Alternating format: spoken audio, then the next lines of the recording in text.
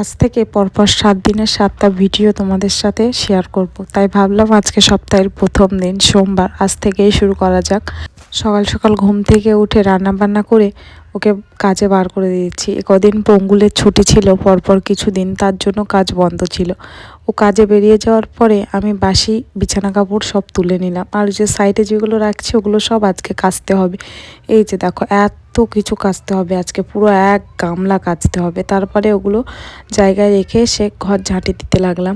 ঘর ঝাঁট দিতে দিতে মনে পড়লো এই যে আমি তো গ্যাসটাই পরিষ্কার করে নিই। তারপর ভাবলাম আগে গ্যাসটা পরিষ্কার করে তারপরে না হয় ঘরটায় ঝাঁট দেবো, নাহলে আবার নোংরা হয়ে যাবে। তারপরে আবার গ্যাসটা পরিষ্কার করে নিলাম, নিয়ে ঘরটা ঝাঁটিয়ে এই যে দেখো আমি সকালে এত সুন্দর করে ঘরটা গুছাই আর কিছুক্ষণ বাদেই আবার টুট্টু এলোমেলো করে দেয়।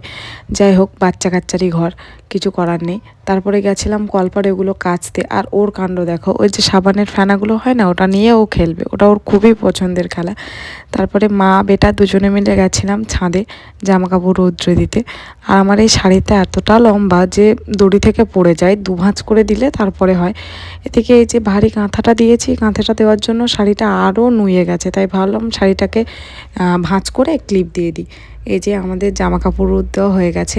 আর এখন তামিলনাড়ুতে এত রৌদ্র দিচ্ছে, পরপর কিছুদিন শীতও পড়েছিল, বৃষ্টিও হয়েছিল প্রচণ্ড, কিন্তু এখন প্রচণ্ড রৌদ্র দিচ্ছে। তারপরে খেয়ে কিছুক্ষণ রাস্তায় বসেছিলাম, আর রাস্তা থেকে দেখতে পেলাম একটা কুল গাছ আমাদের রাস্তার উপারে, তাই আমি গেছিলাম একা, দুটো কুল নিয়ে চলে এসেছি। তারপরে এই যে আমাদের মিঠু রানীকে তোমাদেরকে কখনোই দেখায়নি, আজকে প্রথম দেখালাম।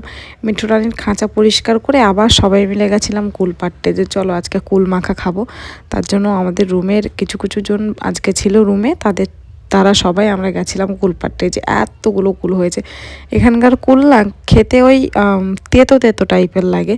এই যে কুল মাখা হয়ে গেছে। তারপরে টুট্টুকে চান দান করিয়ে টুট্টুর খাবার নিয়ে নিয়েছি, টুট্টুকে খাইয়ে দাইয়ে আমিও চান করব বলে আমার চুলের বেনিটা খুলছিলাম। আর যে চুলের বেনি খুলতে খুলতে ভিডিওটা এখানেই শেষ করলাম। কেমন লাগলো ভিডিওটা নিশ্চয়ই জানাবে। দেখা হবে পরের আরেকটা